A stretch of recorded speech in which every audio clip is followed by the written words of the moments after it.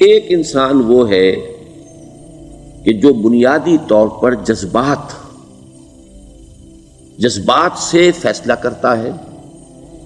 آپ اس کے جذبات کو اپیل کر لیجئے، وہ آپ کی بات مان لے گا. ایک آدمی وہ ہے کہ جو پہلے بات کو سمجھنا چاہتا ہے کہ میری عقل بھی اس بات کو تسلیم کرتی ہے کہ نہیں. بس یہ ڈسٹنکشن ہے. جو شخص چاہتا ہے کہ پہلے سمجھوں پھر مانوں، وہ انٹلیکچوئل ہے، چاہے ان پڑھ ہو. An absolutely illiterate person can be an intellectual and a PhD can be a جذباتی آدمی. پی ایچ ڈی ہونے سے کیا ہوتا ہے؟ ایموشنل ہو سکتا ہوں. پی ایچ ڈی تو اس نے کی ہے کیمسٹری میں کی ہے، کسی اور میں کی ہے، بہت دیر تک بیٹھا رہا ہے بیچارہ، اور وہ بہت سے اسٹیٹسٹکس جمع کی ہیں، ڈیٹا فراہم کیا، اس کے اوپر کوئی ایک پیپر لکھ دیا، پی ایچ ڈی ہو گئی. ضروری نہیں کہ پی ایچ ڈی اس کے اندر کامن سینس بھی ہو. کامن سینس بہت بڑی ریئر سینس ہوتی ہے. It's called common sense but rarely found. اسی طریقے سمجھ لیجئے الٹریٹ شخص بھی ہے، لیکن یہ کہ اگر اس کا مزاج ایسا ہے، اس کی ایک شخصیت ہے کہ وہ پہلے بات کہتا ہے، بلکہ بات پہلے مجھے سمجھاؤ. وہ انٹلیکٹ سے یو کین اپروچ ہم تھرو ہز انٹلیکٹ. یو میں سے کہ اس کے جذباتی اسٹرکچر، اس کا ہارٹ، اس کے اور آپ کے درمیان اس کا انٹلیکٹ حائل ہے. You have to go through it. You can't reach his heart except through his intellect. ایک آدمی وہ ہوتا ہے جس کا یہاں کچھ ہے نہیں، کوئی نظریہ نہیں، کوئی خیال نہیں، نہ وہ عقل سے کوئی زیادہ سوچتا ہے، نہ کوئی. آپ نے اس کے اچھی بات کہی، اس کے دل میں اتر گئی. از دل خیزت بد دل ریزت. خلوص کے ساتھ آپ نے ایک بات کہی، بات اچھی تھی، اس کی فطرت نیک تھی، اس نیک فطرت اس بات جا کے اپیل کر گئی. And he starts going with you. میں نے تبلیغی جماعت کا اور ان تحریکوں کا جہاں تقابل کیا ہے کہ تبلیغی جماعت کی جو اپیل ہے ایموشنل ہے، انٹلیکچوئل نہیں ہے. وہ ایموشنلی اپروچ کرتے ہیں، اور جو ایموشنل پیپل ہیں وہ فوراً ریسپونڈ کرتے ہیں، پھر انہیں وہاں سے وہ اچک لیتے ہیں. نکلو اب اس ماحول سے، 3 دن کے لیے آؤ، 40 دن کے لیے آؤ، 4 مہینے کے لیے آؤ، جو بھی آؤ، 3 چلے لگاؤ، تاکہ ایک نئے ماحول میں لا کر ان کی جو ہے وہ ایک خاص قسم کی وہ ذہنی اور ان کی ایک مزاج کی ساخت بنا دی جائے. تو یہ کا طریقہ بہت صحیح ہے. It's very perfect. ان کی میتھڈالوجی میں کوئی لوپ ہول نہیں ہے، یہ میں آپ کو بتا دیتا ہوں.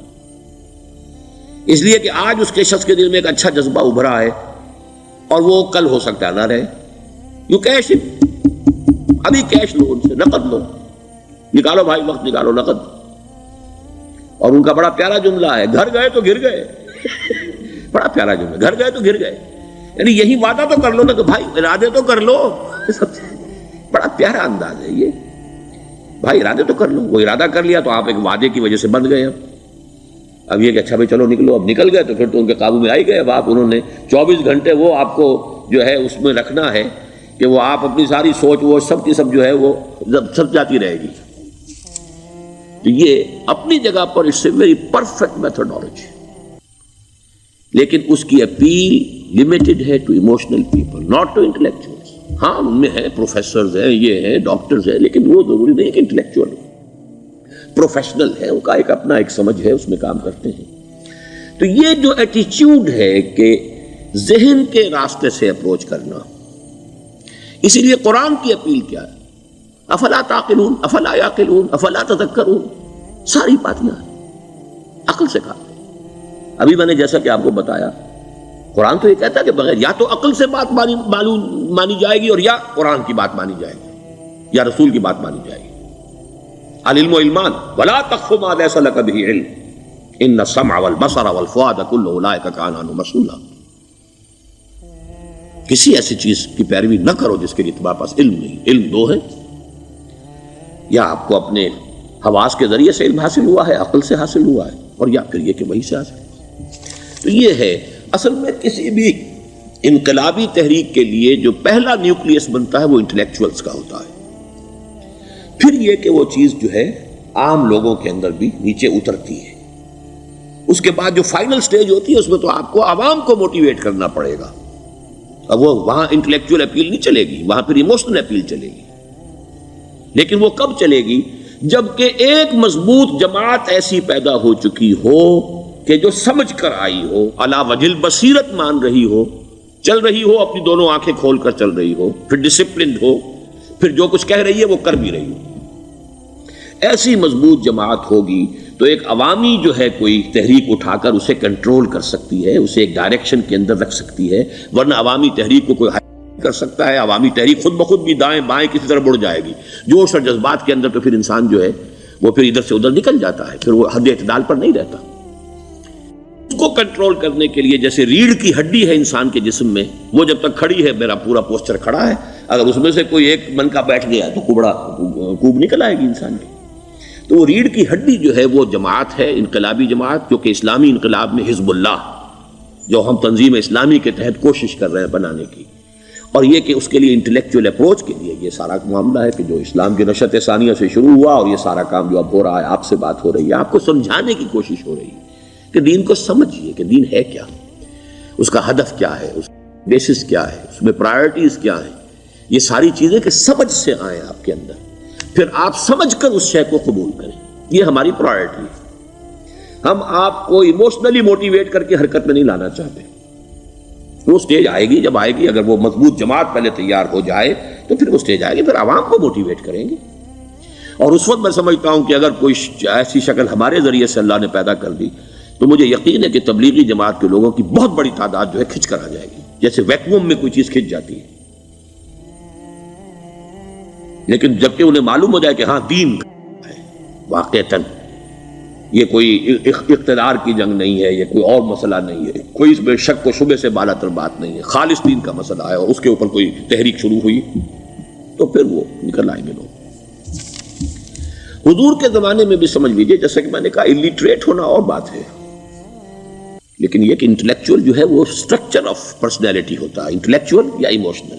یہاں پر ایک جملہ ذرا نوٹ کر لیجئے اگر آپ کے علم میں نہ ہو. جبران، خلیل جبران جو ہے یہ ایک عیسائی مصنف تھا عرب لبنان کا، لیکن بہت بڑا ادیب تھا. تو اس کا ایک جملہ ہے، عقل سے روشنی حاصل کرو لیکن جذبے کے تحت حرکت کرو. یعنی عقل سے روشنی حاصل کرو، جانا کدھر ہے، منزل کیا ہے، ہدف کیا ہے، یہ عقل سے طے کرو، یہ جذبات میں طے نہ کرو، یہ تو غلط ہو جائے گا، ڈائریکشن ہی غلط ہو جائے گی.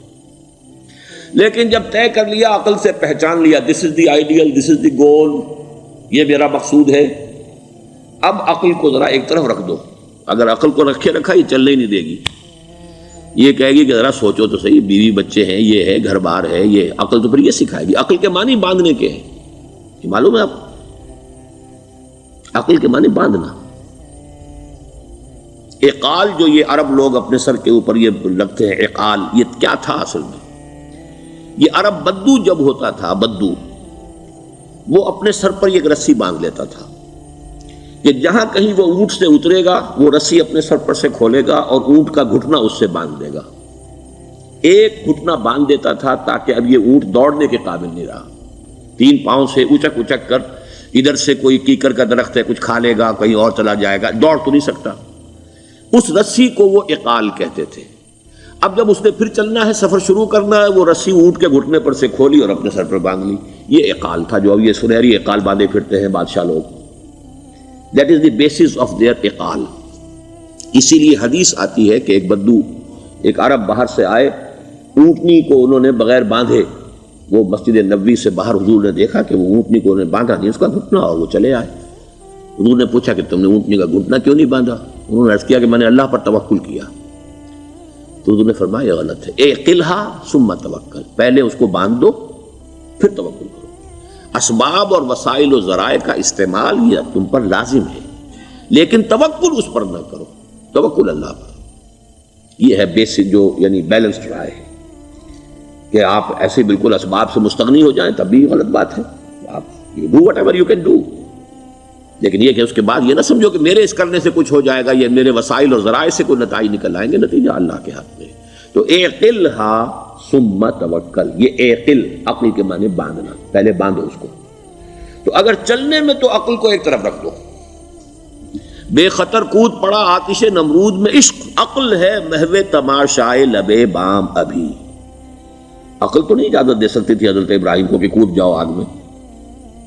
عقل تو یہی کہتی نا کہ بابا جان خامخواہ دینی ہے، اگر تم اپنے آپ کو بچا لو گے، اس وقت کوئی کوئی ہیلا کر لو، کوئی تھوڑا سا نمرود کی خوشامد کر لو، چھوڑ دے تو پھر اس کے بعد توحید کی دعوت دینا.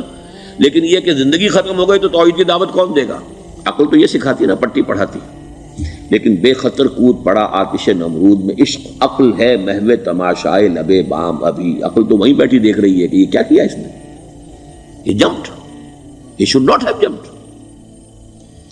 تو عقل سے روشنی حاصل کرو. ڈائریکشن کیا ہے، گول کیا ہے، جانا کیا ہے، یہ طے کرو عقل سے. اس میں جذبات کو دخل نہ آنے دو، اور جب چلنا ہے تو اب عقل کو طے کر کے رکھ دو اور اب جذبے کے تحت حرکت کرو. بہت عمدہ جملہ ہے.